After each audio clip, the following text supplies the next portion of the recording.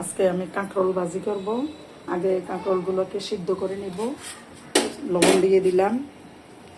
এখন ফুটন্ত পানিতে আমি কাঁকরোলগুলো দিয়ে দিচ্ছি, আমি সেঁকে নেব।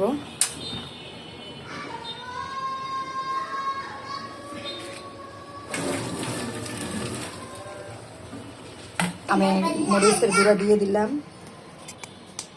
হলুদের গুঁড়ো দিলাম, লবণ দিয়ে নিলাম। এখন আমি এগুলো ভালোভাবে মিক্সড করব। এটা ভালোভাবে মিক্সড করব।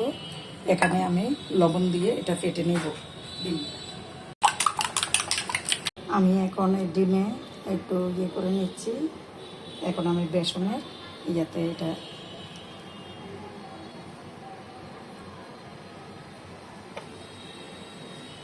এইভাবে সবগুলো আমি করে নেব।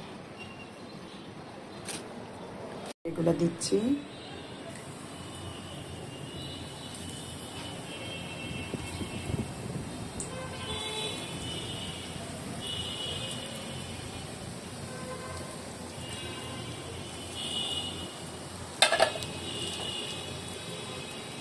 সুন্দর একটা সেন্ট বের হচ্ছে।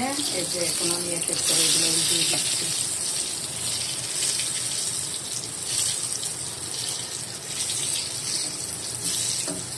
এখন এগুলো উঠিয়ে নেব।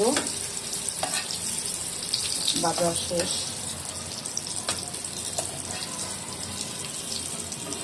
খুবই সুন্দর একটা সেন্ট বের হচ্ছে। এইভাবে ডাল দিয়ে আমি এই ভাজিটা করেছি। এটা দিয়ে আপনারা ডালের সাথেও খেতে পারেন, আর আমি এটা নাস্তা হিসেবেও খাই মাঝে মধ্যে। সস দিয়ে খুব মজা।